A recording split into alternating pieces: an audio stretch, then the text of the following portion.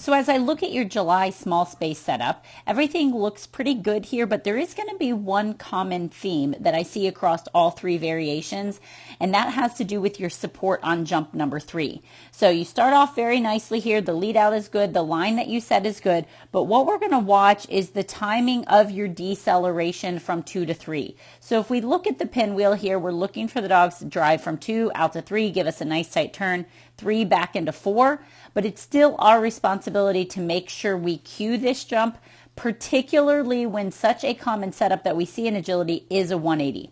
So one of the things that I do in differentiating a 180 versus a pinwheel is think about what is my motion on the approach to number 2, and is that consistent with what I want my dog to do? So if I want my dog to go forward at jump number 2, I as a handler want to be running forward, stepping forward.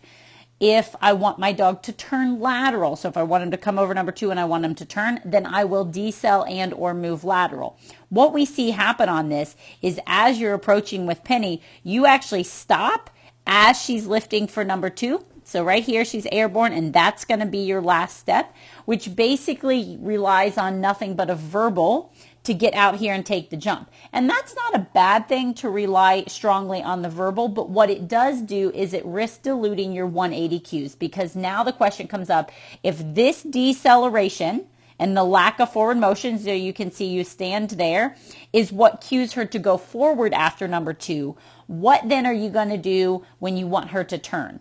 Now, once you did get jump number 3, you had no issues coming in for the blind cross. Plenty of time. You set a nice line into the tunnel, and you got a nice line out of the tunnel. So going into that blind cross and finishing up with her on your right.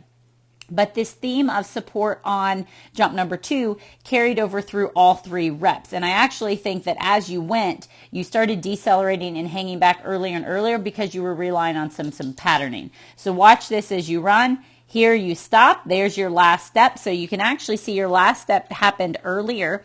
On the first sequence, she was kind of landing as you stopped. Here is your last step. So your right foot is planted. We see no longer do we see any forward motion, and she's not even at the highest point of her arc. So really relying on some kind of verbal commitment and patterning out to that jump and then into the tunnel. On this blind cross, it looked like you took a little bit long to reconnect with her and become spatially aware, and that's why you get the bar. So watch what happens here. You turn your back on her, and then you stay disconnected. You're looking up. Now you kind of glance back, and it almost looks like you're too far over this way, so kind of too far towards the camera. And then you have to push in at that last minute, and I think that change in her line caused that bar. So just be careful. That was just kind of, it looked like, again, more of a spatial awareness thing.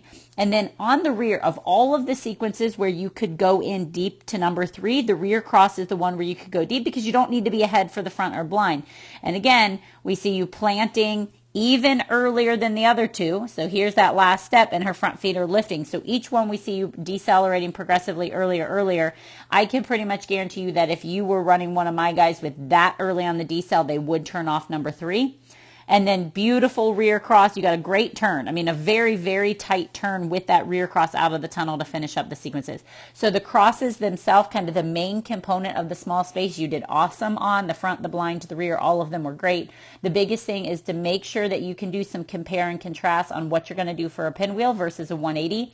If you get this and you happen to still have this set up, what I might suggest is going out there and doing 1, 2 directly to 4. So kind of saying, here's what I'm going to do if I want number 3 as a pinwheel. Here's what I'm going to do if I just simply want the 180.